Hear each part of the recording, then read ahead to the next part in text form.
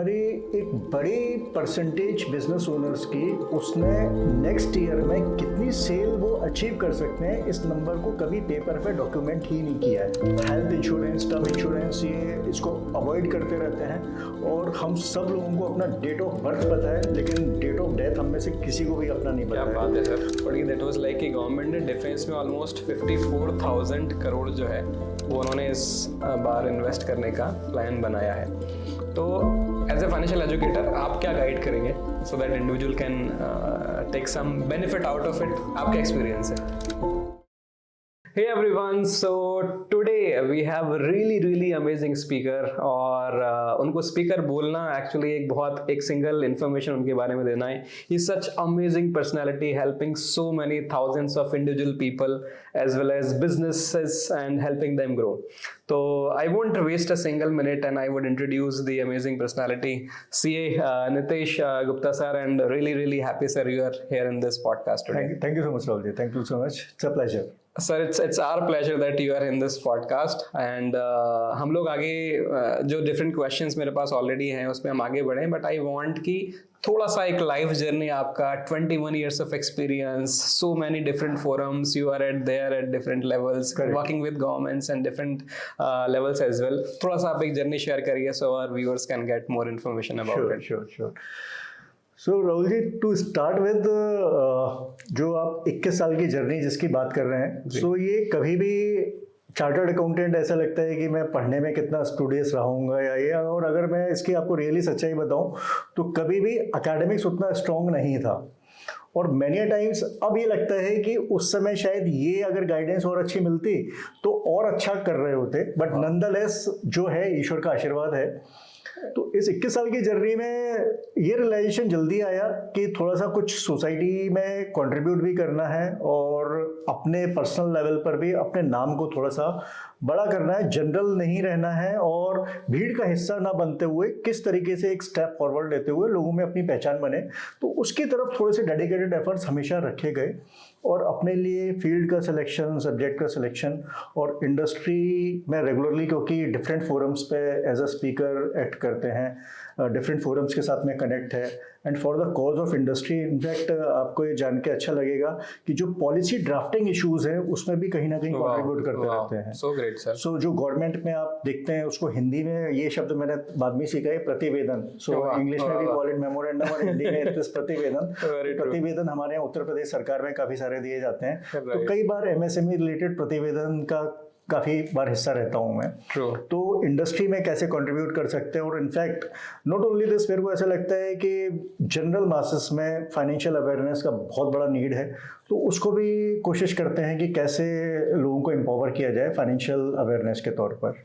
Sir, I must say जो initiative आपने लिया है इंडिविजुअल्स को और बिजनेसेस को फाइनेंशियल अवेयरनेस और उस राइट डायरेक्शन में गाइड करने का, this is so commendable. Thank you so much. Because as we can see on internet there are so many people जिनको कि they do not carry that kind of knowledge, expertise and you know the right strategy and guidance, but even though they speak a lot, but when people like you come to the forum and they share knowledge, तो ये बहुत important हो जाता है individuals के लिए, business owners like me, professionals जो Instagram पर, फेसबुक पे आपको देखते भी हैं। सो विद दिस पॉडकास्ट में जो बहुत सारे क्वेश्चंस, उसमें से कुछ इंपॉर्टेंट 3-4 टॉपिक्स क्वेश्चंस आपके सामने पुट ऑन करूंगा।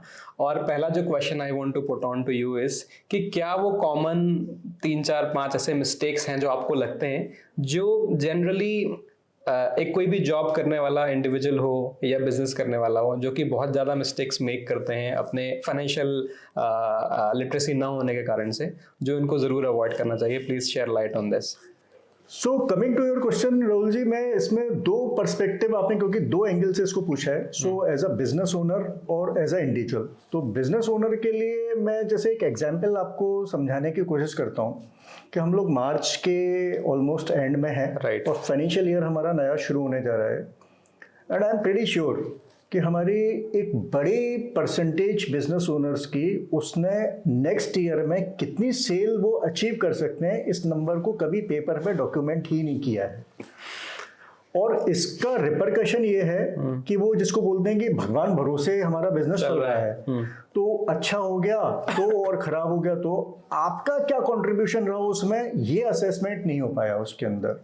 और सबसे बड़ी पार्ट इसमें ये है कि अगर आपने सेल्स को अपने को पेपर पेन पे बैठ के इसको लिखा होता, डॉक्यूमेंट किया होता, रैशनल बेसिस पे इस नंबर पर अगर आप अराइव किए होते, तो आपने अपना funding requirement, man power requirement, material requirement, ये सारे आप असेस कर पा रहे होते। तो बिजनेस के पॉइंट से तो एक छोटी सी जो चीज़ मेरे को काफ़ी बड़े सेटअप्स में देखने को मिलती है, so this is the thing.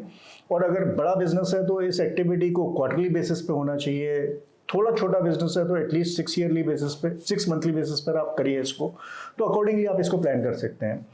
और जहाँ तक इंडिविजुअल का आपका क्वेश्चन है, so as a individual financial awareness को भी मैं 2-3 पार्ट पे देखता हूँ कि मतलब एट जनरल अगर हम देखें तो इंश्योरेंसेस एक ऐसी चीज़ है जिसको हम लोगों को इसको लेना चाहिए, लेकिन हम लोग हेल्थ इंश्योरेंस, टर्म इंश्योरेंस, ये इसको अवॉइड करते रहते हैं। और हम सब लोगों को अपना डेट ऑफ बर्थ पता है, लेकिन डेट ऑफ डेथ हम में से किसी को भी अपना नहीं पता है। बात है सर। और ऐसे में आप ये देखिए कि उस कंटिजेंसी, उस एक्सीजेंसी को मीट करने के लिए इंश्योरेंस की कितनी बड़ी अहमियत हो सकती है। And still being aware of कि एक जीवन का परम सत्य है, लेकिन हम लोग उसको फिर भी छोड़ते जाते हैं, अपनी नेग्लिजेंस रहती है हमारी। ट्रू। दूसरा पार्ट ये है कि इन्वेस्टमेंट्स हम लोग कर रहे हैं, लेकिन विदाउट इवन अंडरस्टैंडिंग कि हमारे ऑब्जेक्टिव्स क्या हैं, क्या गोल अचीव करने जा रहे हैं हम इनसे, तो वो थोड़ा सा एक अवेयरनेस का नीड लगता है, मेरे को ऐसा लगता है जनरल लेवल पे। एक बड़ा परसेंटेज इसको करता नहीं है, और जो करते हैं तो वो उनको और थोड़ा समझ की जरूरत है। True, sir. True. Really thank you, because this is something which is really important और बहुत important information है। and I think जितना मुझे basic data कुछ सर्वे का मैंने पढ़ा था, तो I get to know कि hardly 15-17% of total population जो अपने इंडिया का है, वो थोड़ा बहुत कहना चाहिए फाइनेंशियली लिटरेट है या अवेयर है, and they able to take care of such kind of important financial products. इस क्वेश्चन को मैं सर थोड़ा सा और आगे लेके जाता हूँ, क्योंकि as you know I am into digital world and tech world, और बहुत सारे सोशल मीडिया पर सेंसेशनल प्रोडक्ट्स जो है वो बहुत सारे instagrammers and youtubers put on करते जाते हैं। करेक्ट। तो आई वांटेड टू आस्क कि आपका क्या थॉट प्रोसेस होता है as a mentor and as a financial educator, and how you take this thought and industry, and how they should go ahead for other as well. Correct. So Rahul ji, being a chartered accountant, ये तो हम लोग inherit कर रहे होते हैं कि जो भी चीज़ में वर्ड्स, एक्शन, डीड्स जो भी हैं, सो वो क्रेडिबिलिटी बहुत स्ट्रॉन्ग होल्ड करते हो। ट्रू। तो इसीलिए आप ये मान के चलिए कि मेरा जो भी कंटेंट है या जो भी चीज़ पे शेयर करता हूँ या पब्लिक फोरम पे जो भी चीज़ बोलता हूँ मैं, तो एक वेल रिसर्च्ड होती है। उसमें कभी भी किसी चीज़ को सेंसेशन क्रिएट करने का कोई ऑब्जेक्टिव नहीं होता है। और वास्तव में जो एक सच्चाई होती है उसको सामने रखने की कोशिश होती है। मैंने टाइम्स में कई सारे फिन इन्फ्लुएंसर्स को देखता हूँ कि वो आप ये करिए, ये मत करिए, या इस तरीके की काफ़ी सारी चीज़ें रहती हैं। तो उसमें ये लगता है कि वो क्रेडिबिलिटी होल्ड नहीं होती, और क्रेडिबिलिटी होल्ड ना होने की वजह से आप देखिए कि वो फिर उस तरीके से ट्रोलिंग भी चलती है उनकी कि भाई आप इस कंटेंट को आपने गलत बोला है, आप इसको इतना परसेंटेज इसका सही नहीं है, या ये हम सब जो भी कंटेंट, मेरी कोशिश ये रहती है, मतलब we are to err is human, तो अब ऐसे में गलती की गुंजाइश बन सकती है, बट स्टिल वी ट्राई कि अपने पार्ट पे कोई भी ऐसी गलती ना हो जिसका कि एक बहुत बड़ा इम्पैक्ट आने जा रहा हो। तो कंटेंट को क्रेडिबिलिटी, मेरा मानना है कि जितने बड़े स्पेस में ये सारा काम चलता है, सो एवरी पर्सन जो कि कंटेंट क्रिएटर है, उसकी ये प्राइम रिस्पॉन्सिबिलिटी बनती है कि कंटेंट उसका वेल रिसर्च्ड हो, ऑथेंटिसिटी हो उस कंटेंट की, तभी आपकी as a content creator credibility बनेगी। That's so apt thought, sir, and I'm really happy आपने इस thought को रखा इस फोरम पे, क्योंकि जैसे आपने डिस्कशन किया कि ऐसे बहुत सारे फिर इन्फ्लुएंसर्स हैं जो कि एक्चुअली सर्टिफाइड भी नहीं है, लेकिन it's just a case that they started sharing some knowledge, और इस कारण से चीज़ें कुछ बढ़ती गई, और इन कारण से काफ़ी सारे जो फाइनेंशियल एजुकेशन लिटरेसी का जो डायरेक्शन होना चाहिए वो एक्चुअली गलत हो जाता है, और लोग गलत गलत प्रोडक्ट में फंस जाते हैं, अल्टीमेटली वो परेशान होते हैं। सर अगला क्वेश्चन जो मुझे है, क्योंकि इस तरीके का वर्जन चलता चला आ रहा है, तो मैंने देखा है बहुत सारे वीडियोस में किस तरीके के म्यूचुअल फंड्स में, स्टॉक्स में कहाँ पर इन्वेस्ट किया जाए आप गाइड करते हैं। रिसेंट एक मैंने न्यूज़ पढ़ी दैट वाज लाइक कि गवर्नमेंट ने डिफेंस में ऑलमोस्ट 54,000 करोड़ जो है वो उन्होंने इस बार इन्वेस्ट करने का प्लान बनाया है। तो एज ए फाइनेंशियल एजुकेटर आप क्या गाइड करेंगे so that individual can take some benefit out of it, आपका एक्सपीरियंस है? So being a chartered accountant and not getting connected to stock markets, ये थोड़ा सा है ना मिसमैच ही रहेगा। तो like any other chartered accountant, stock markets को मेरा मानना है कि चार्टर्ड अकाउंटेंट के तौर पर हम थोड़ा सा किसी भी एक जनरल इंडिविजुअल से थोड़ी सी अच्छी समझ रख लेते हैं, क्योंकि फंडामेंटल्स को समझ पाना, उसको कनेक्ट कर पाना, कोरोबरेट कर पाना, ये थोड़ा सा ईजी हो जाता है। बैलेंस शीट्स को पढ़ पाना, तो ये थोड़ा सा ईजिली हम लोग कर लेते हैं। तो उस पॉइंट ऑफ व्यू से आप देखिए अभी एक रिसेंट न्यूज जिसको आपने अभी रेज किया, so this is like 54,000 crore rupees Indian government जो स्पेंड करना चाहते हैं डिफेंस के ऊपर। सो इसके मेजर बेनिफिशियरीज, क्योंकि स्टॉक मार्केट की अगर बात चल रही है, so it could be companies like Bharat electronics limited, Hindustan aeronautics limited या भारत डायनेमिक्स लिमिटेड। ये कंपनीज हैं जो गवर्नमेंट सेटअप में हैं और जो डिफेंस का जो प्रोडक्ट, डिफेंस के प्रोडक्ट्स हैं उनमें डील करती हैं ये। So these companies could be beneficiary. और अभी थोड़े टाइम पहले यूरोप ने भी अपना कुछ, मेरे को ऐसा रिकॉल कर पा रहा हूँ मैं, कि वहाँ पर भी कुछ उन्होंने अपने डिफेंस बजट्स को इन्हांस किया है। तो और इंडियन गवर्नमेंट का या खास बात यह है कि डिफेंस मिनिस्ट्री का इस वक्त बहुत बड़ा टारगेट है कि हमारी इंडियन कंपनीज जो है वो एक्सपोर्ट को और स्ट्रेंथन करें। तो इसलिए ये कुछ कंपनीज जिनके मैंने नाम लिए, सो ये बेनिफिशियरी हो सकती हैं इस पर्टिकुलर जो गवर्नमेंट स्पेंडिंग है, या जो फॉर दैट मैटर जो यूरोप से भी स्पेंडिंग होने जा रही है उसका। True means a lot sir, because इस फोरम पे और इतने क्लियरली नाम भी शेयर करना कि इन पे आप look forward. So thank you so much for that as well. I have one more question sir, because questions की लिस्ट तो बहुत सारी है मेरे पास, बट इस पॉडकास्ट में मैं बस एक दो क्वेश्चंस को और टच करूंगा। और वो क्वेश्चन है कि जो हमारे पास कई बार ऐसे कुछ प्रोडक्ट्स की इंफॉर्मेशन आती हैं जो आती हैं कि आप एक छोटा सा SIP स्टार्ट करिए और within some certain limit में आपको ये इतना कहना चाहिए वेल्थ जो है लगभग 1 करोड़ के ऊपर का वेल्थ दे सकता है, करोड़पति बना सकता है। So based on your experience sir, is it something कि ऐसे प्रोडक्ट एक्चुअली होते हैं या ये केवल मार्केटिंग गिमिक होता है?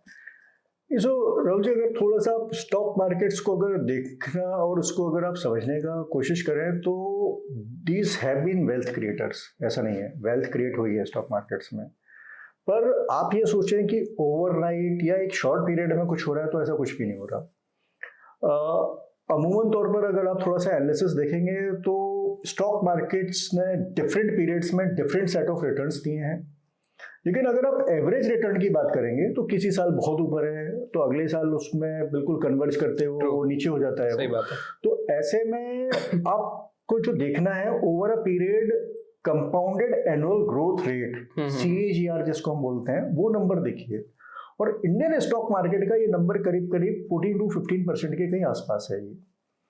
तो अब कोई स्कीम आपको किसी समय में बहुत अच्छा रिटर्न दे रही है, और ऐसा नहीं है, कुछ स्कीम्स हैं जो वास्तव में आपको 14-15% एक जनरल जो रेट है, कुछ इससे अच्छा भी देंगी, कुछ इससे खराब भी परफॉर्म करेंगी।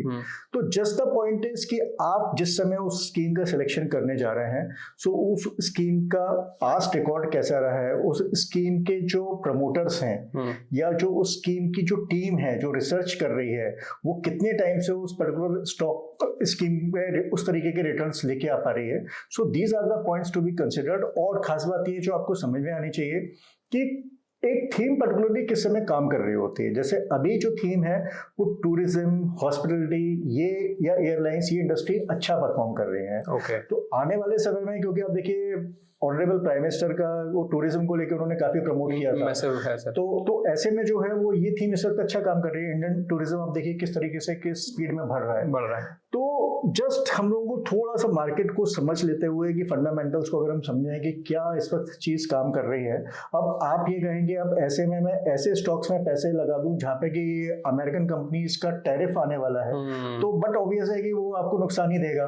तो एटलीस्ट इतनी अवेयरनेस हम लोग रखें कि इस समय में ऐसी इंडस्ट्री जो अमेरिकन टैरिफ से थोड़ा सा बची रह सकती है, तो या तो हम उस पर फोकस कर लें कि हम तो वहां पर हमारा इन्वेस्टमेंट थोड़ा सा बचा रह सकता है। अगर मैं आपसे इन जनरल बात करूं तो हमारी इंडियन बैंकिंग इंडस्ट्री, अब इंडियन बैंकिंग इंडस्ट्री पे ट्रम्प साहब के ट्रेड टैरिफ का कोई इम्पैक्ट होना ही नहीं है।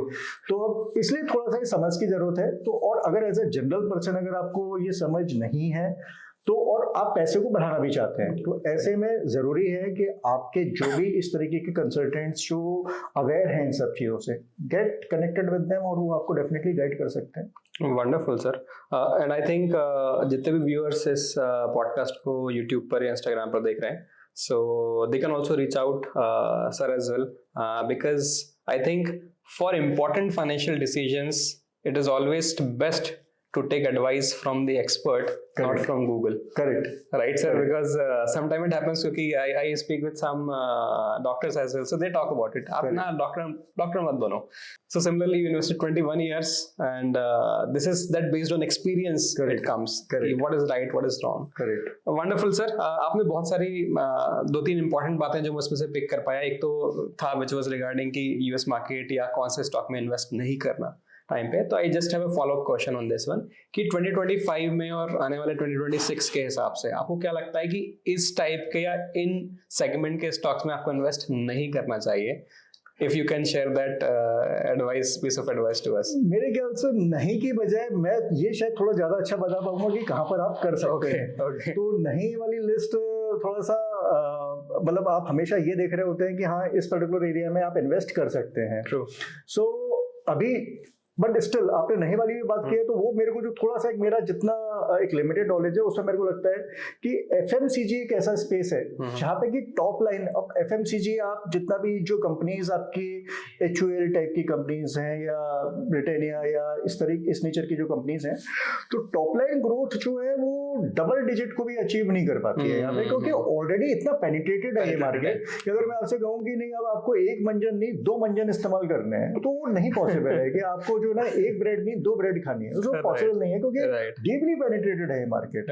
तो ऐसे में समझने की जरूरत ये रहती है कि हम लोग कहाँ पर हमारा नीड बढ़ रहा है. तो अब clothes is one of that area कि जहां पर आप प्रीमियमाइजेशन की तरफ आगे बढ़ रहे हैं. Right. तो अब आपने कहा कि आप पहले अपने चाइल्डहुड में मैं और आप हम लोग जो है वो हमारे मदर ने जो भी हमें कपड़े पहनाए हमने पहन लिए. Right. आज हम चॉइस करने जा रहे हैं कि ये ब्रांड चाहिए मेरे को. तो उस तरीके से आप देखिए प्रीमियमाइजेशन बढ़ रहा है. अब प्रीमियमाइजेशन में आप देखिए कि टाटा ग्रुप की कंपनी है ट्रेंड. तो मैं just without any recommendation to anything but क्योंकि नंबर्स हैं तो अब ये स्टॉक वो है जिसने लोगों को मतलब जिस भी अमाउंट में आपने होल्ड किया है, so this stock has made people has made a massive wealth for that investor. तो ट्रेंड टाटा ग्रुप की कंपनी है, पूरा भरोसा है आपका इस कंपनी के ऊपर. सिमिलरली अगर मैं आपसे जो अपकमिंग सेक्टर्स क्योंकि आपने बात करें तो इंफ्रास्ट्रक्चर का नीड इंडिया में अभी बहुत लंबे टाइम तक चलना है. हमारे इंफ्रास्ट्रक्चर को भी बहुत बड़ा अभी तैयार होना है. So anything related to infra उसको वो जो है उसका नीड हमेशा रहने वाला है.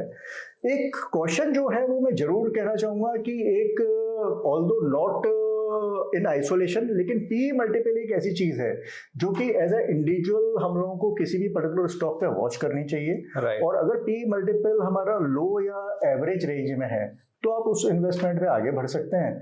अगर वो हाईएस्ट पॉइंट पर है तो फिर वो आपके लिए नुकसान का सौदा ही होगा. तो इंफ्रास्ट्रक्चर एज अ थीम अगर मैं बात करूं तो कंस्ट्रक्शन कंपनीज, पावर सेक्टर की कंपनीज या इस तरीके की जो नेचर की कंपनीज हैं वो अच्छा करेंगी.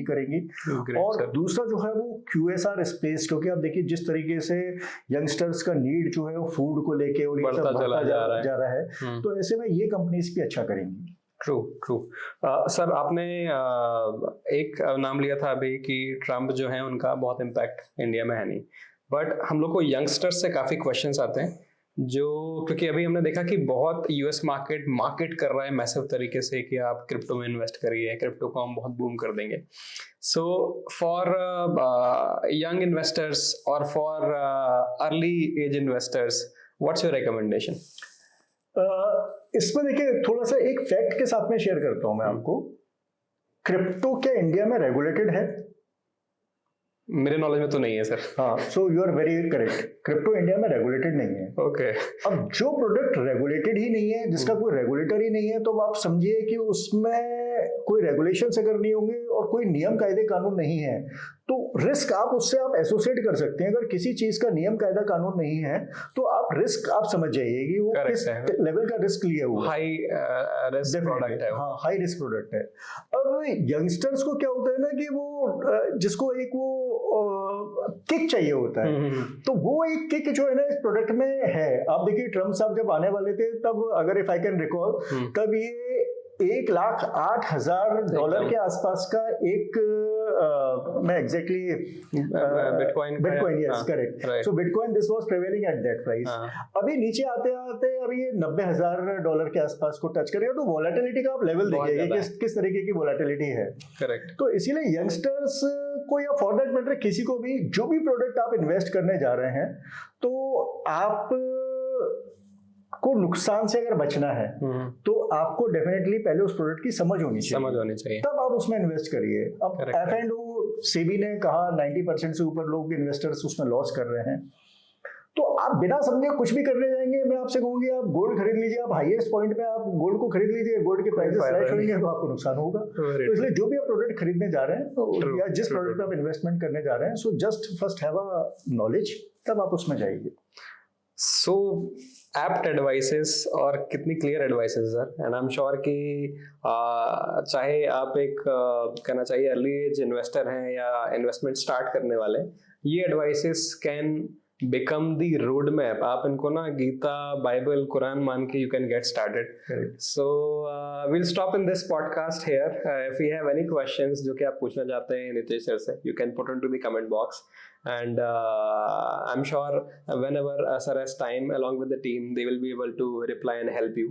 And if you have any specific recommendation कि आपको किसी specific video के बारे में सुनना है next podcast में, so please put that comment to the comment section as well, and we will take those questions और अगले podcast में सर से वही वाली बातें करेंगे।